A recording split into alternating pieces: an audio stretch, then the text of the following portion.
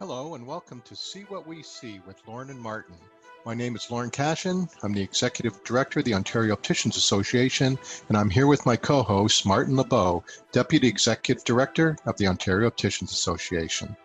On today's episode, we'll be discussing the relationship between brain trauma and child vision loss. We'll also be joined by Fiona Anderson. Fiona is the president of the International Opticians Association. We're very excited for her to join us today. Let's begin by providing a quick overview of today's topic. The link between head trauma, brain injury, and vision loss is well documented. Unfortunately, recent research shows that visual loss associated with brain damage is now the single greatest cause of visual impairment in children in developed countries. Here are some of the facts that may surprise you about this issue. Every year in Ontario, approximately 795 children out of 100,000 will sustain a brain injury. There's been research at the National Institute of Health showing that 78% of children in a study diagnosed with uncorrectable vision loss will also experience motor, sensory, or cognitive disorders as well. These disorders can have adverse effect on development and education. 6 out of 10 children experiencing reading difficulties have uncorrected or undetected vision problems. Almost 25% of school-age children have vision problems. So now maybe it's time to bring our expert, Fiona Anderson. Welcome, Fiona, to our podcast, See What We See. How are you doing today? I'm really well, thank you. Great. Thank you for joining us. For our listeners, can you tell us a little bit about yourself? My name is Fiona Anderson. I've got a good Scottish name and a good Scottish accent. I hope you can understand me. I'll try and speak slowly. I'm a dispensing optician based here in Scotland in the United Kingdom. I have been a great advocate throughout my optical life of lifelong learning. After finishing my qualification to be an optician, I also studied for a degree in business administration, and then I gained a qualification in refraction in 2009. And then I went back to my optical roots and did a qualification in spectacle manufacturing. So I think I bring quite a lot to the table in that not only am I an optician, but I can make spectacles and I understand the business behind them. I've also been fairly much involved in our optical politics in the UK as well. I served as the president of our association, the Association of British Dispensing Opticians, and I actually spent 10 years as a whole on our board of directors. Wow, that's quite the resume there you've got, Fiona. So I'm going to jump in with a question. You know, as opticians, we work with parents all the time and they come in with different prescriptions and we don't know whether that prescription is because of a brain injury or just a visual problem for something else. How would a parent know that their child has suffered a brain injury? Well, I mean, that's a really good question. And how do we know? Obviously, very small children often can't articulate to us that something's not quite right. So I think as parents, we need to be vigilant. We need to be looking at the kids and picking up on clues from them. I think as a matter of course, we should take kids for routine eye exams, just like we would take them to the doctor's office for a checkup or the dentist. You take them in the hope that nothing's wrong, but again, it's good practice to get into the routine of taking the kids to the optician or the eye doctor for checkups, not only on how well they can see, but on pathology as well. I think some changes that we might notice would be perhaps the way a child sits, if they start to perhaps tilt their head to one side, or they maybe close an eye, they move closer to the television or the tablet that they're using, or even sort of just altering the position of their gaze. It might be a clue to us that there might be something, not just 100%, and maybe something that we would want to investigate a little bit further. Right. So I guess at the end of the day, it's routine eye exams and also being aware of your child, watching your child when he or she is reading, just doing different tasks.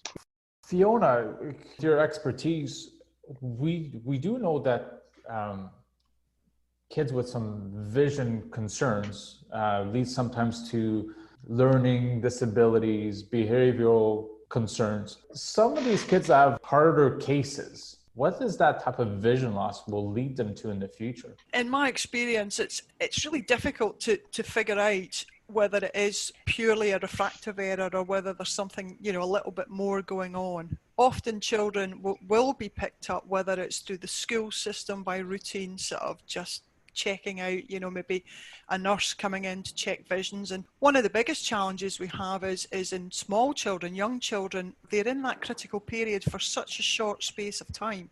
So, generally accepted from about 0 to 8 years. So by the time maybe a vision problem is picked up, we've only got a finite period of time where we can actually be instrumental in changing that and improving the vision. Like everything in life, that early intervention is the real key. In our practice, an eye that just isn't lining up properly, they'll find out that they have very little vision in that one eye. And I think that comes back to what you said, that window of opportunity to assess and to treat the problem. We've seen children that have one of the eyes is patched, and parents kind of wonder, why are you patching the good eye? Maybe you could tell us a little about why the doctor would patch that eye. Yeah, I mean, it's fairly common practice, isn't it? We've all seen children either with a patch on their face or a patch on their spectacles if they wear them. And of course, that's to block off the vision in the good eye to try and stimulate the weaker eye to work. So, if you think about all of us, we've all got muscles in our body. We can't just go out and run a marathon. We've got to build up to that. So it's a bit like training the muscles so that they're much better able to do the tasks that they're given. By patching off that good eye, it stimulates and encourages that weaker eye to do some work. As you rightly say, we only have that small window of opportunity to do it. So it's really important that child wears the patch on the good eye, and then if they have a spectacle correction, if they have a pair of specs for the other eye, that they wear that as much as possible so that we get that good outcome. One of the biggest problems that I have, and I'm sure we've all encountered it in practice, is that you get that, what I call an apathetic parent. They come in and they say, I just can't get them to wear their specs. It's really important that they do try, whether they make a game out of it. I mean, one of the best solutions I had was a family who had a small young child. He was only 3, and had to get a pair of specs. Again, vision wasn't as good on one side as it was on the other. Wouldn't wear them. Of course, he was a 3-year-old. He was running around and playing all the time.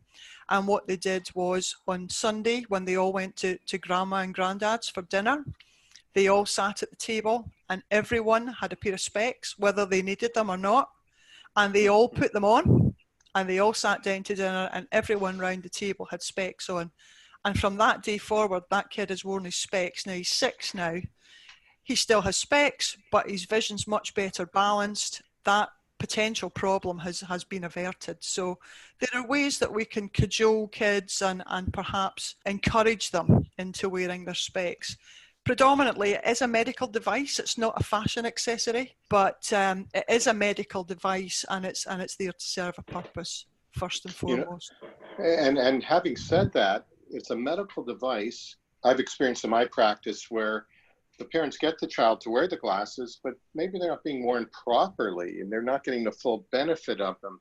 Fiona, so just as we're wrapping up here, what advice, what message do you have for parents? And on to our the others in our audience, which are opticians. What advice do you have that you could give to parents and to opticians so that we can support our kids with their vision and also just overall with their pediatric health?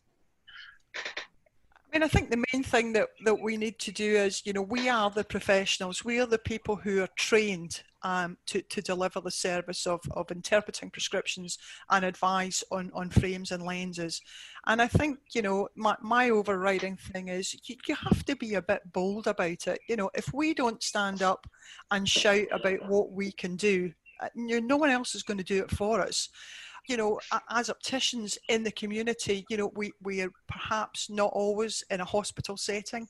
People don't always recognise that we are actually, giving what we would term in the UK as primary care. We are actually healthcare providers. My advice to everybody would be go out there and be a thorn in everyone's side. Great. That's wonderful. And on that note, I'd like to thank you so much, Fiona. We know it's might even be bedtime for you over there on the other side of the pond. No, just mid-afternoon. It's about coffee time, actually. We really appreciate you taking your time to talk with Martin and I. So on behalf of Martin and myself, the Opticians of Ontario, and our listeners, I'd really like to thank you, and we hope to have you on again. Perfect. Thank you very much for asking me. It's been an absolute pleasure. Thank you very much, Fiona. You take care of yourself and you stay safe. Thank you. And this brings today's episode to a close. We want to thank our guest, Fiona Anderson, and we'd also like to thank today's sponsor, Transitions Optical. Thank you for listening to See What We See with Lorne Martin.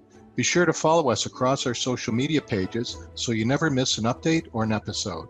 You can find us on Twitter at OOA_frontline. On Facebook and LinkedIn, we are Ontario Opticians Association. Follow us on Instagram at Ontario Opticians Association. That's all one word.